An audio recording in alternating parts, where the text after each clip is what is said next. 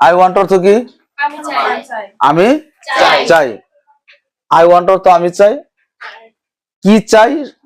দুইটা জিনিস হতে পারে, একটা হলো নাউন, একটা হলো ভার্ব। একটা হলো নাউন, একটা হলো ভার্ব। যদি আমরা আই ওয়ান্ট আমি চাই, আমি যদি কোনো নামবাচক বস্তুকে চাই, তাহলে সেক্ষেত্রে আমরা কি করব? আই ওয়ান্ট ব্যবহার করব। আই ওয়ান্ট এরপর আমরা কি ব্যবহার করব? নাউন। এই যেখানে কতগুলো নাউন দেওয়া আছে, এই নাউন গুলো আই ওয়ান্ট এর পরে যদি আমরা নাউন ব্যবহার করি, এরপরে আমরা অবজেক্ট নিতেও পারি, এক্সটেনশন নিতেও পারি, না নিলেও বাক্য আমাদের হয়ে যাবে। এরপরে আই ওয়ান্ট এরপরে যদি আমি ভার্ব চাই, আমি খেতে চাই, আমি যেতে চাই, আমি পড়তে চাই, আমি গাড়ি চালাতে চাই, এগুলো কিন্তু ভার্ব। যেমন ইট, গো, ড্রাইভ, ফ্লাই, নো, সি, এগুলো ভার্ব ব্যবহার করছি। এখন আই ওয়ান্ট এর পরে যদি আমি ভার্ব ব্যবহার করি, তাহলে আমার কি করতে হবে? ভার্বের আগে আমার টু ব্যবহার করতে হবে। কিন্তু আই ওয়ান্ট এর পরে যদি আমি নাউন ব্যবহার করি, তাহলে টু ব্যবহার করার প্রয়োজন নাই। কিন্তু ভার্ব ব্যবহার করলে অবশ্যই ভার্বের আগে আমাদের টু ব্যবহার করতেই হবে। এখন যদি বলি আমি একটি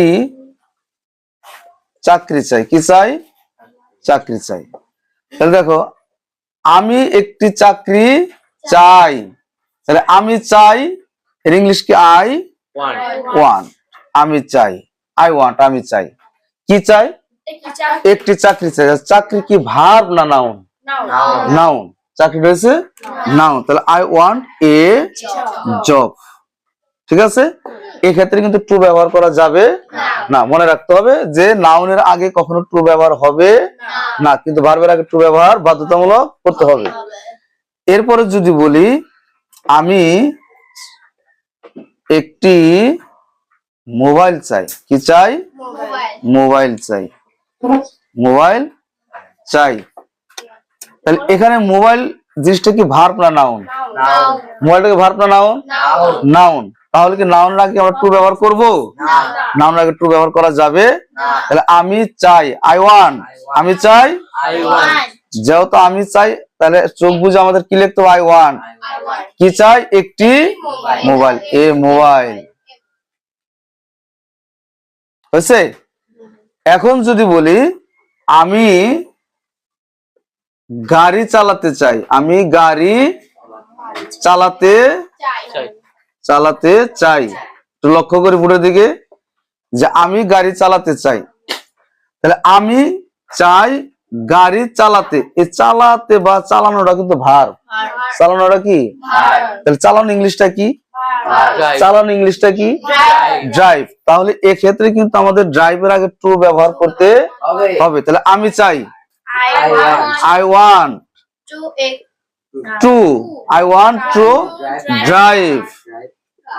drive car। কারণ ড্রাইভ ভার্ব, আগে আমাদের কি ব্যবহার করতে হবে? টু ব্যবহার করতেই হবে। আমি আকাশে উড়তে চাই, আমি আকাশে উড়তে চাই। তাহলে ইংলিশটা কি আসে? আমি চাই, আই ওয়ান্ট।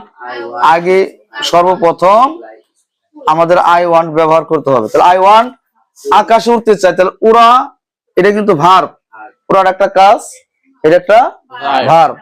তাহলে কি ব্যবহার করবো আমরা? টু। তাহলে আই ওয়ান্ট টু উড়া ইংলিশ কি? ফ্লাই। কোথায় উড়বো? In the sky. হয়েছে? তাহলে আই ওয়ান্ট আমি চাই, টু ফ্লাই উড়তে, ইন দা স্কাই, আমি আকাশে উড়তে চাই। এখন যদি বলি আমি ভাত খেতে চাই, I want two eat rice. এখানে কেন টু ব্যবহার করা হইলো?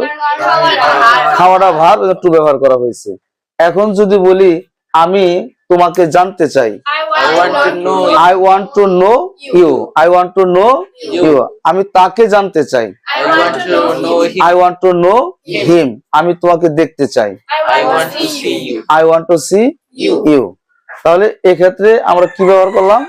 টু ব্যবহার করলাম। যেহেতু এখানে ভার্ব আছে, ভার্বের ক্ষেত্রে আমাদের টু ব্যবহার করতে হবে, কিন্তু নাউনের আগে টু ব্যবহার করা যাবে না। ক্লিয়ার কথা?